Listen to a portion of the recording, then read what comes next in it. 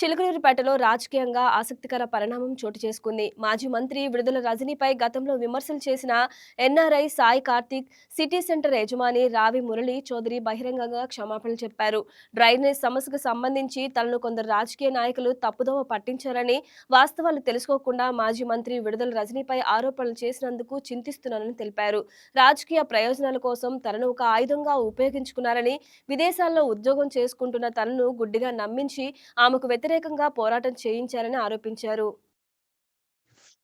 This message is for విడుదల రజనీ గారు. నమస్కారం. ఈరోజు నేను బహిరంగ క్షమాపణ చెప్పదలుచుకున్నాను మేడం. నన్ను క్షమించండి మేడం. ప్లీజ్ నన్ను క్షమించండి. నేను కొంతమంది చేసిన కుట్రలకి బలైపోయాను మేడం. మామూలుగా బలైపోలేదు, బలైపోయాను.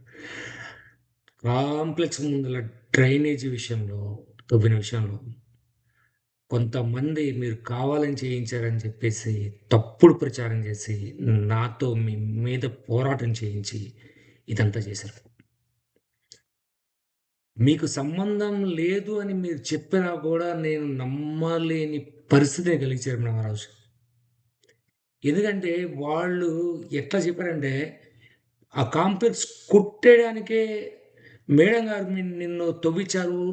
ఆ తర్వాత కావాలంటే మేమంతా నీకు తోడుంటాము.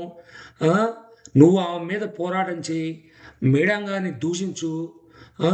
దీనికి సపోర్ట్ పుల్లారా గారి మిసెస్ కూడా ఉన్నారు మనకి తోడు. ఇట్లా 100 చెప్పారు. అది కాకుండా నువ్వు గనక దూషిస్తే ఆ దూషణ తీసుకెళ్ళి మేము ఐటీడీపీలో వేస్తాము. ఐటీడీపీలో మొత్తం మన వాళ్ళుంటారు. మొత్తం సమాచారం ఇస్తాము. అలానే దగ్గర డబ్బులు కూడా తీసుకున్నారు. కేవలం మిమ్మల్ని దూషించడానికి నన్ను వాడుకున్నారు మేడం వీళ్ళంతా.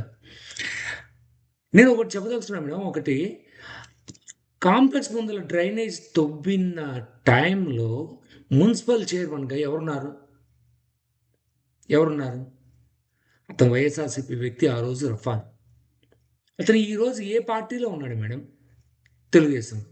అంటే ఇది ఎప్పటి నుంచో జరుగుతున్న కుట్ర అనమాట. ఏంటంటే పుల్లారావు గారే తీసుకెళ్ళేసి ఆ వ్యక్తిని అక్కడ పెట్టి, ఆ వ్యక్తి చేత అరాచకాలు చేయించి, అవన్నీ మళ్ళీ మీ మీద నెట్టేసి, ఇది ఎప్పటి నుంచో జరుగుతుంది. అది నేను తెలుసుకోలేకపోయాను. ఇన్ని కుట్రలు జరుగుతున్నాయని నేను తెలుసుకోలేకపోయాను. సో అది వాళ్ళు చేసిన కుట్రలకి నేను బలైపోయాను మేడం. వాళ్ళు ఎంతసేపటికి నేను రాకూడదు, ఇక్కడికి వచ్చి మీతో మాట్లాడకూడదు, నిజాలు తెలుసుకోకూడదు, ఇట్లాంటివన్నీ చేస్తారు.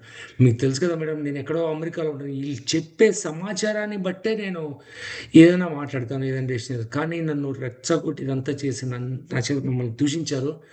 దానికి నేను క్షమాపణ చెప్తున్నాను మేడం. నన్ను క్షమించండి మేడం. వాళ్ళు కాంప్లెక్స్ కబ్జా చేసుకోవడానికి ఇదంతా కుట్ర చేశారని నేను నన్ను క్షమించండి మేడం. మనస్ఫూర్తి అడుగుతున్నా. ప్లీజ్ మేడం, నన్ను క్షమించండి మేడం. ప్లీజ్ మేడం, నన్ను క్షమించండి. ఇది నా బహిరంగ క్షమాపణ మేడం. ప్లీజ్.